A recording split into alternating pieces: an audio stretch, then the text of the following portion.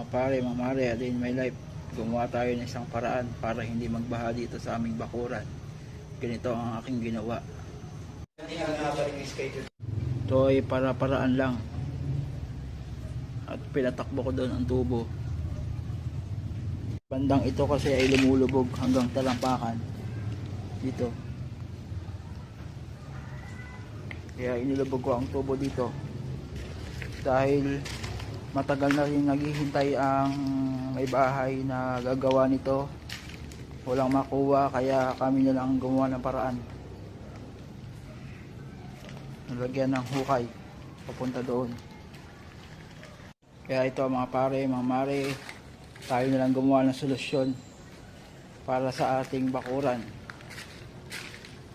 Naghalo na rin ako ng simento para ibuhos doon sa butas. Lalagyan ko na yan ng graba. At ngayon may graba na, hahaluin na lang. Ito ay isang maliit na flood control. Tamang. Mas maganda kung may bakal at graba para mas matibay.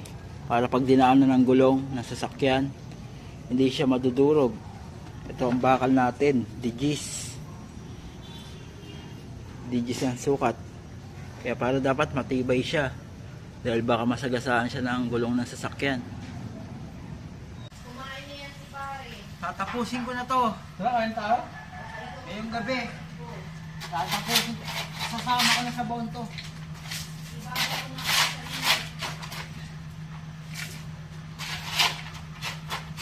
Pero malambot pa yan, Tore. Kailangan i-tamper no? Malambot dito nga, lagi kong inaano. Gusto ko ng daanan ng sakyan para may... Ito, hindi ko araw-araw.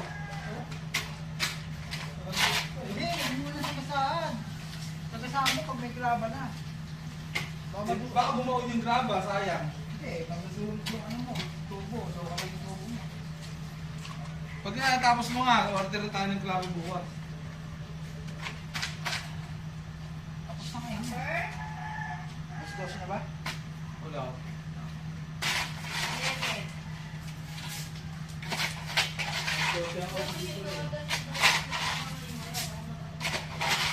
Take yung rilo.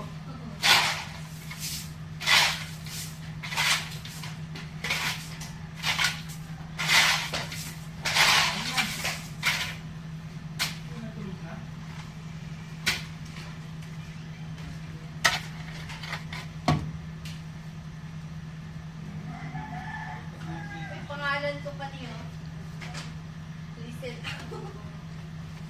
Sulat pag hindi sa'yo. Huwag mo kunin.